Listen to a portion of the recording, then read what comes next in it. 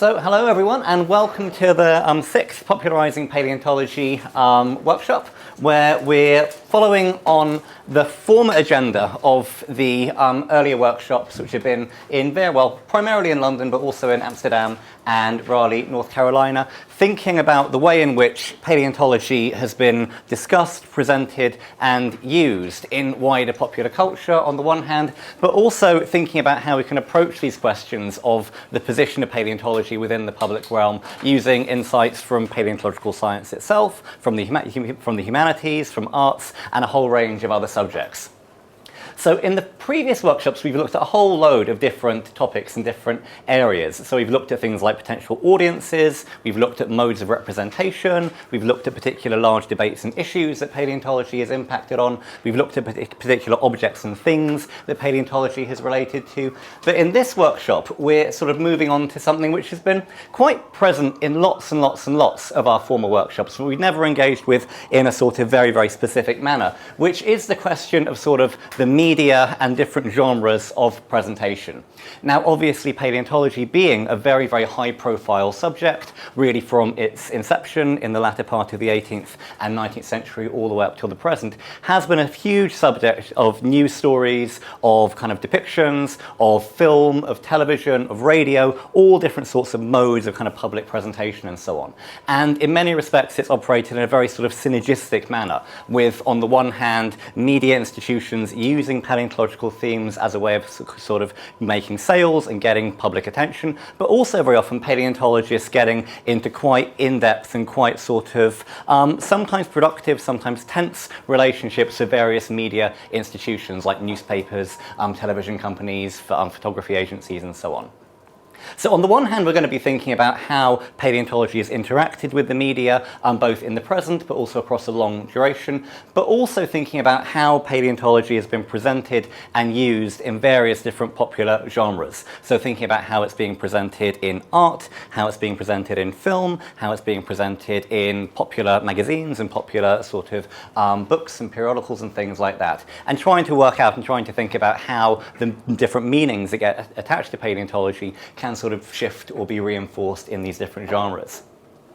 Now, as I sort of mentioned, the kind of relationship of paleontology in the media goes sort of way back, almost to the kind of big beginnings of the field and the approach. Like, this is one sort of thing which I use quite a lot, which is from the Illustrated London News, which is a really, really popular periodical in 19th century Britain. And this is a sort of news story which is talking about and depicting all of the interesting sort of extinct Pleistocene mammals, which were being sort of unearthed and excavated in a building project just down the road from here in Charing Cross. So you can see sort of remains of mammoth, of lion, of various deer species, bison, and so on. And this is sort of a way of kind of presenting to the sort of Victorian population that not only is the sort of city being sort of redeveloped and kind of and sort of changed, but doing this is really dredging up all of the remains of the creatures and the sort of deep worlds of kind of deep time, which is sort of existing beneath the feet of people in the city. And in particular fields and particular subjects, then the kind of media has been really, really, really important in kind of both promoting fields and sort of developing public consciousness of particular sort of issues, particular finds, and particular narratives. So this is also from the Illustrated London News, but this is just a selection of all the different homonyms which are sort of on the front cover of this mass periodical from 1912, where you can see, anyone know who that one in 1912 might be? Piltdown. Yeah, so you got Piltdown, you got the second one, what might that be, from 1925? Town. That's Town. From 1932? No. No. I think it might be in the... This is Palaeoanthropus, which is from Palestine. So I think it's now, is it a Homo erectus or is it a Neanderthal? I think it would be classed within. But in this period, it's being presented as this thing which is completely distinct and completely new, because obviously in a large trope in these media depictions is for it being new. And the final one from 1960, we had it earlier, Synjanthropus, so that's a nutcracker man. But then we kind of can see that not only are these things being sort of presented as being on the front page of the newspapers, but they're almost like kind of celebrities in themselves, and they're being presented with very definite kind of, sort of personas almost, and as very definite figures. And if we think even right up until the present, like this is probably the most recent example that I've sort of come across, is there's been, as I'm sure everyone here knows, this very big collaborative sort of excavation in Wyoming between kind of scientists from the Natural History Museum, from I think Naturalis in the Netherlands, and from the US, conducting a whole lot of excavations in the Morrison Formation. And not only has this kind of been a sort of quite well-funded and quite extensive sort of project, but it also seems very much to have been a very highly organized sort of media operation going alongside this, with lots of press releases, quite a high organized campaign and so on going into this. So this relationship of paleontology with the media is something which has been both historically productive, but which is also very sort of prominent and very sort of sort of dramatic even today.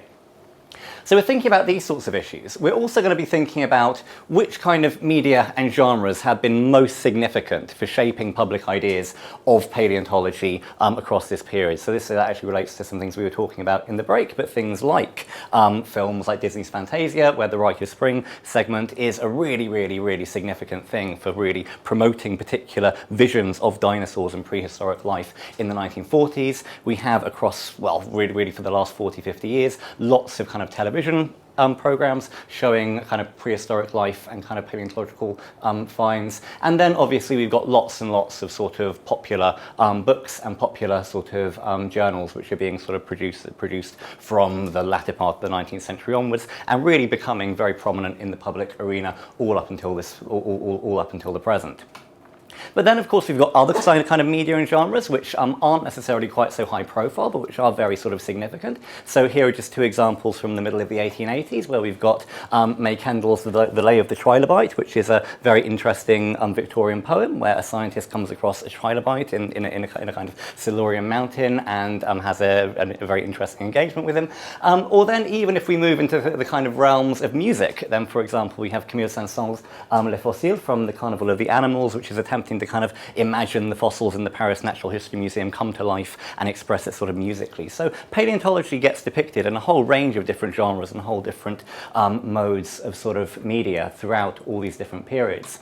And then if we think about how things are developing today, then obviously we're still in a period of great change and great sort of expansion, where we have particularly taking advantage of kind of online media and taking advantage of computer and electronic technologies, where we have games coming out like Saurian, where you play as a dinosaur or some other prehistoric creature wandering about Hell Creek, or we have things like the very large engagement with paleontology on social media like Twitter and so on, as expressed here through Fossil Friday. I think that's Dean's who came up straight away when I did a search for Fossil Friday, so obviously kind of high engagement with me. But there's been a very interesting paper which came out recently which said that maybe this sort of Twitter engagement isn't necessarily the best way of presenting paleontological finds and so on. So we got that sort of question. Another kind of important question which we're going to be engaging with is which forms of media and which genres have been most influenced by paleontology. So not just thinking about how paleontology has been represented in the media, but also how the media has been affected by paleontology itself. And also what forms of paleontology and what forms of sort of prehistoric life have been kind of important in this. Now here we've got sort of, four sort of images of kind of animated in various different forms dinosaurs from the 1910s to the 1990s. And on the one hand, this sort of thing is showing that dinosaurs are always have been persistently a very important sort of draw and kind of important feature within the sort of film media and so on. But also that if we think about the kind of presentations of Gertie the dinosaur, The Lost World in the 1920s, Ray Harryhausen films from the 60s, 70s and 80s, and Jurassic Park, then in many respects kind of depicting dinosaurs has actually been a really important driver of many special effects and many sorts of modes of film production. So thinking about how and why this is occurring is, I think, a really important thing for us to discuss over the next couple of days. And then, of course, we need to think about how media institutions have used paleontological research and how they've interacted with and affected paleontological research itself. Now, as we should be familiar with, almost from the beginning of the discipline, then big dramatic finds, and particularly dramatic finds of dinosaurs, have been sort of major kind of news stories and major reports and major sorts of modes of generating sort of copy and generating sort of audience interest. But then if we think about this particular sort of report of of the sort of Brontosaurus being excavated in the late 1890s, then obviously in the very, very famous story, which Ilya Newland has written about recently as part of his book, this story in the kind of very famous kind of anecdote serves as the inspiration for Andrew Carnegie to get one of these for his new museum in Pittsburgh. And so in this respect, the kind of news story and the media is becoming a way of driving and setting the agenda for the research itself.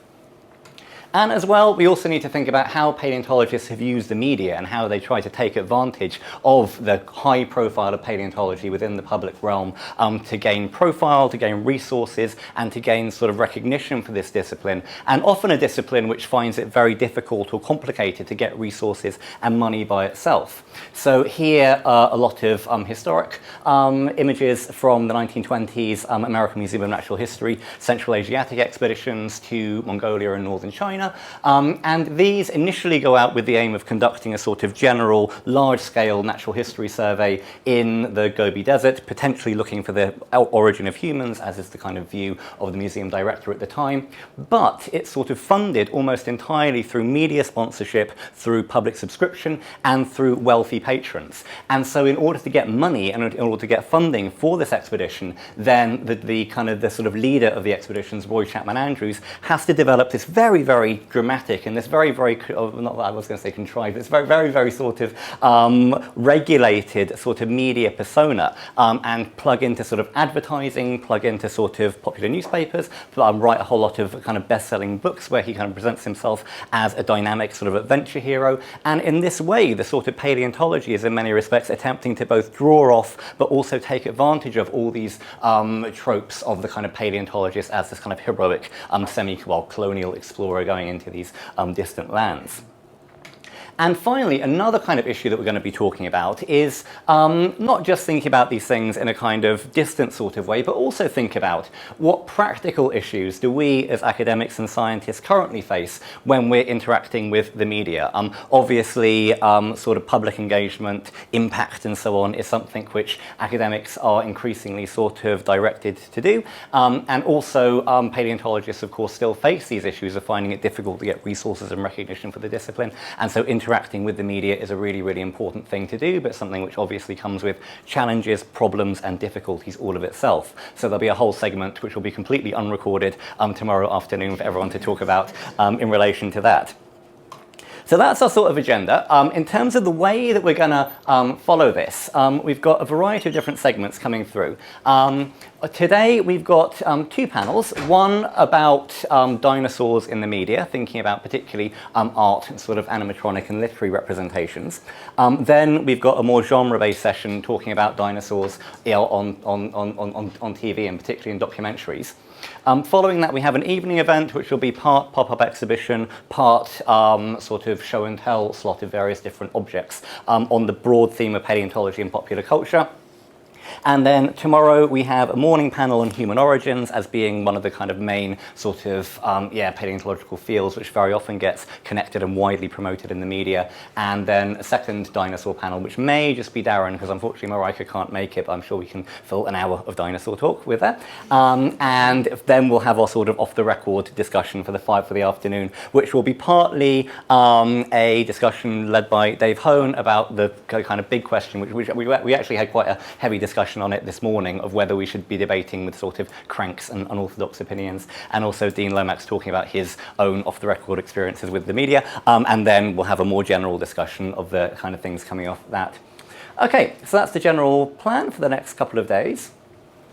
And just to go on to the kind of logistics and housekeeping, as in sort of former years, everyone got a program? Good, yeah. Okay, as in former years, we'll be in kind of session panels. All the talks are timed for 20 minutes and timed relatively strictly. So I'll be using my general hand signals. If I go like that, that means 10 minutes, so you're halfway through. If I go like that, it means you have 3 minutes left. And if I go like that, you have 1 minute left. And then I'll start counting down when you get closer to the 20 minutes. So there's that. In terms of the questions, then the way we'll organize that is probably the same as in former years, where if anyone has an immediate question for the speaker, then they'll have an opportunity to ask that immediately immediately afterwards, but then we'll also have a wider, some more time for kind of more general discussion right at the end of all the talks. Coffee and lunch will be served outside, and all the coffee breaks and lunch breaks are marked on the sheet. Now, later today, we've got 3 things going on. So there's a gap of about an hour and a half between the final discussion segment and the public engagement event. So for that, if you're in the public engagement event, that will give you a chance to set up. If you're staying in the hotel but haven't checked in yet, you can go and do that then. And if you're in neither of those categories, then you can either hang around the public engagement event or go off with everyone else to the pub or somewhere else. I can direct you to wherever might be good. And then we'll have the public engagement event, which will go on for like 2 hours. And after that, we'll go to an Indian restaurant, which is just around the corner, called Shapur. Now, the way we do this is I've got the menu here. So basically, just write down your name around next to what you want. And if you have any kind of special kind of instructions of how your thing should be produced, then also write that. And then I'll give that I'll give that when we get there, and just order general side dish and rice and stuff for everyone. I think, yeah, we've almost definitely got enough money to cover everyone, unless as people become more extravagant. But so I probably won't ask people. I've never had to ask people for kind of a top up of the funds previously, but if it does get very, very high, then I might, but probably not. So if you just write down what you want while that goes down, then what else? Okay, toilets, ladies and disabled are on this floor. Men's are on the floor below, just down the steps. And the nearest fire escape is just round the corner down there, which takes you all the way down to the ground floor.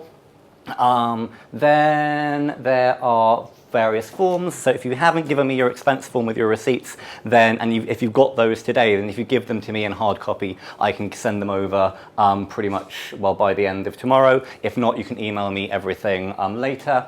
As I sort of mentioned in the email, all of the talks are being recorded.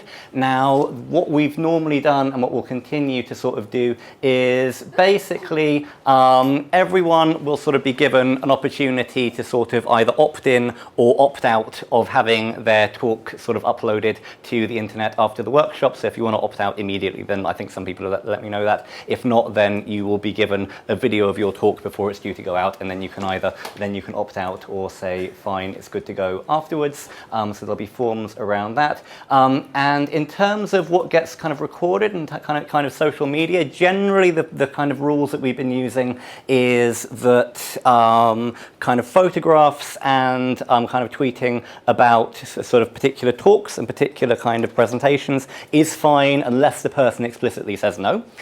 In terms of the discussion, then adopt a sort of perspective where particularly if it's a potentially contentious issue that someone's saying, don't necessarily, then it tends to be okay unless they say no, but don't name them. So you can just say, in the discussion, it was raised that particular institution was problematic, not Joe said working with the BBC was terrible, or something like that. So it's called kind of Chatham House rules, where you keep things, where you can present things, but don't align it with everyone. And our hashtag is PopPaleo with UK spelling. So yeah, keeping things on Twitter with that. And if people can take photos, and if you take particularly good photos, if you can email them to me after the event, then I can put them on the website and use them for kind of publicity and so on.